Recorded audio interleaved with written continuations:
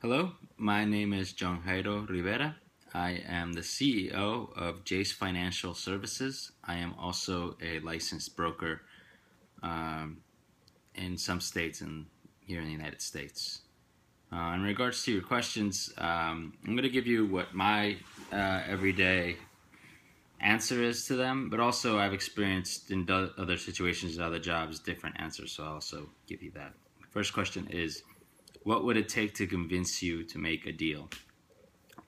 Currently, as a broker and as a financial advisor, um, if I'm representing the client or even when I'm representing myself, my own interests,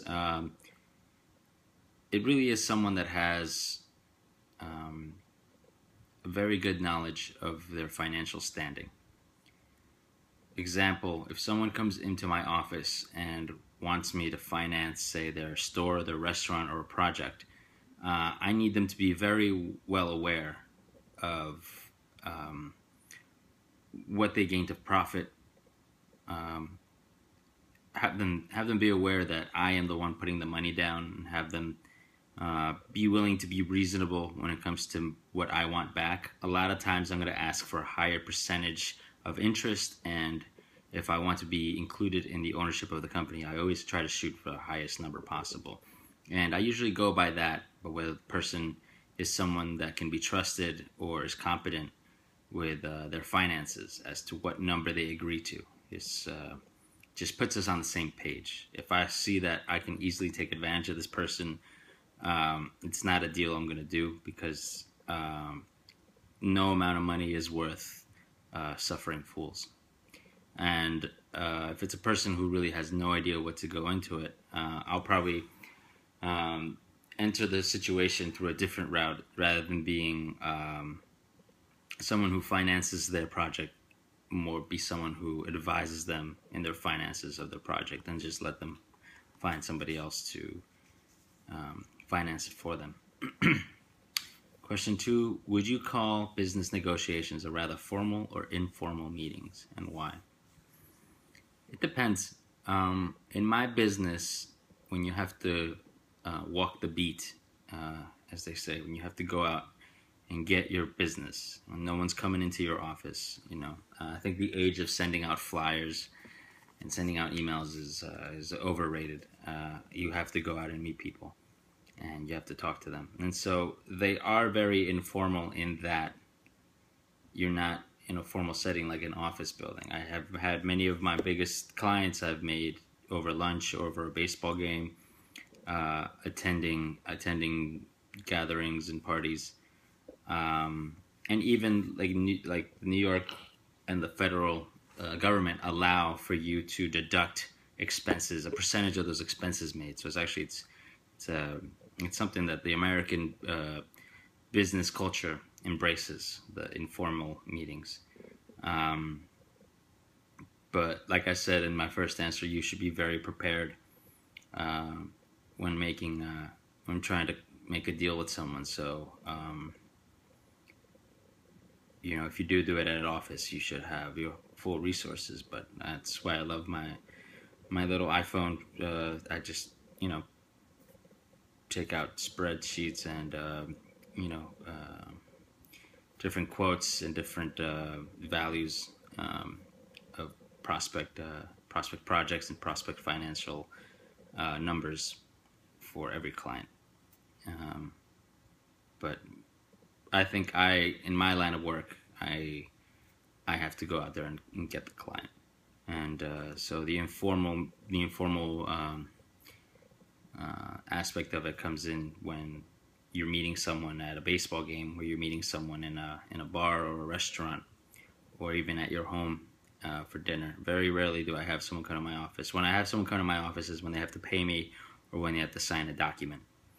Um, but when I acquire a new business, it's usually in an informal setting. And even as a broker, we have uh, um, an oral acceptance of a contract is binding. You can actually shake someone's hand and say, "We agree on this quote," and if someone turns their back on that agreement, you can actually take them to court for it. Question 3: what is the result of good negotiations?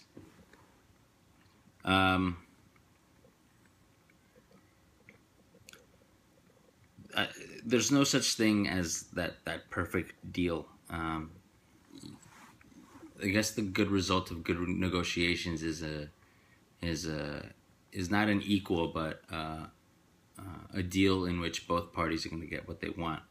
Whereas one party may want more money back for their investment, another party may just want to get something going that will down the line eventually bring them success and money. But the best product is long relationships. I get invited to weddings. I get invited to barbecues. I get invited to church related gatherings. I'm not very well versed in the church things, but you do become, especially when you deal with someone's finances. Like I always say to everybody, you can lie to your wife, you can lie to a judge, you can lie to a cop, you can lie to your lawyer, but don't lie to your accountant. Don't lie to the person that's in charge of your money. Because my job is to make sure you retain it. And there are many of ways to help you retain it and to get more back for it. And so a lot of times not everybody's happy with every decision made. But the result is trust, and that leads to a long relationship. So especially with taxes and with insurance and with investments, these are things that have to be revisited constantly, once a year, every 6 months, or just every quarter. So it's good to have that good relationship with your client, and that comes with good negotiations. That comes with knowing when to lose $1 to gain something else, and when to gain $1 to lose something else. So. And number 4, what would you call a deal breaker in the negotiations? Like I said in my first response, if the person doesn't seem to know, did not come prepared for something, that's usually it. I deal with a lot of people. I deal with people who have $1 million companies, and I deal with guys that own the corner store, and all their money is invested in this one store. But if you come into a situation and you don't know what you're doing with your money, even as a financial advisor, that's not really something I want to get involved with, because a lot of times you can advise someone to do something with their money, but if they just flat out don't know what's going on around them, it's probably a bad relationship to have. So someone comes into a situation very prepared, knowing what they want, and asking or needing advice or help is one thing, but someone who's just shows that they were probably not the ones that were very responsible at school or in work, then that's definitely a deal breaker. So it has nothing to do with what's on paper or what's in your bank account. It really has to do with how you present yourself. I hope this was helpful. I'm going to include my information if you have any follow-up questions, and if you're ever in the United States and need an accountant, give me a call. Okay, bye.